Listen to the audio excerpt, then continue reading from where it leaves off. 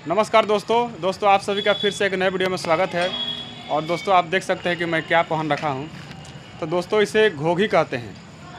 दोस्तों जब बात सावन भादों की चल रही है तो दोस्तों पहले का सावन भादों में ग्रामीण जीवन कुछ ऐसा ही हुआ करता था।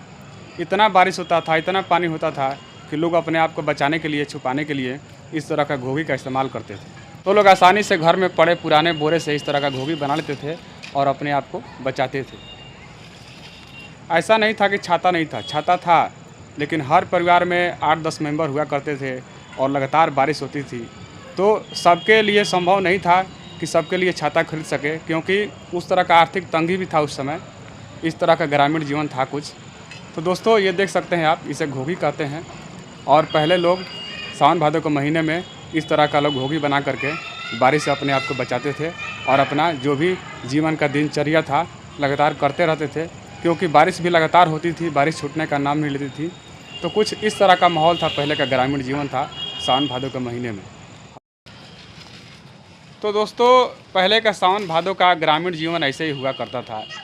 लोग बारिश से बचाने के लिए, लगातार बारिश होती थी उससे बचने के लिए लोग इस तरह का पुराना बोरा घर में रहता था या कोई पॉलीथीन सीट होता था, उससे लोग इस तरह का घोघी बना लेते थे और अपना काम धाम उसी बीच में करते रहते थे और बारिश से अपने आप को बचाते थे, क्योंकि लगातार बारिश होती थी। और रही बात छाता की, तो छाता था, लेकिन दोस्तों हर घर में 8-10 मेंबर होते थे और सबके लिए छाता खरीदना मुश्किल था, क्योंकि लोगों के पास आर्थिक तंगी था। छाता एक ही लोग खरीदते थे या 2 खरीदते थे, लेकिन सबको ज़रूरत पड़ती थी जब बारिश लगातार होती थी। तो इस तरह से लोग घोघी बना करके अपना जीविका चलाते थे, अपना काम चलाते थे, जो भी काम करना होता था उस बीच में लोग करते थे। तो इस तरह का ग्रामीण जीवन पहले था, हमने देखा भी है और जो भी लोग देखे होंगे उनको शायद याद होगा। और दोस्तों छाता की जहाँ तक बात है, तो छाता लकड़ी का बेंट वाला होता था। छाता जो होता था लकड़ी का बेंट वाला। और उस समय दोस्तों छाता बनाने वाला एक मैकेनिक भी होता था। लोग सावन भादो आने से पहले ही जा कर के बाज़ार पे, चट्टी चौराहे पे उसका मैकेनिक भी होता था, दुकान होता था जहाँ पर छाता बनाया जाता था। वहाँ से लोग बनवा लेते थे, या उस टाइम गांव-गांव घूमते भी थे बनाने वाले मैकेनिक।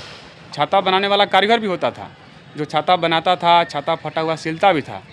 तो इस तरह का एक कारोबार व्यवसाय भी चलता था। इस तरह का पहले का ग्रामीण जीवन था। सावन भादों में इतना बारिश होता था, लोग बचने के लिए इस तरह का घोघी बना करके अपने आप को बचाते थे और अपना जो भी काम था करते थे। उसी बीच में सब कुछ चलता रहता था।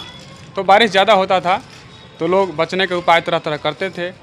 लोगों को इस तरह का कठिनाइयों का सामना करना पड़ता था, सुविधाएं कम था और लोगों के हालात जो थे ऐसे ही थे, और लगभग सभी लोगों का ऐसे ही था। पूरा ग्रामीण जीवन ऐसे ही था, हमने देखा है।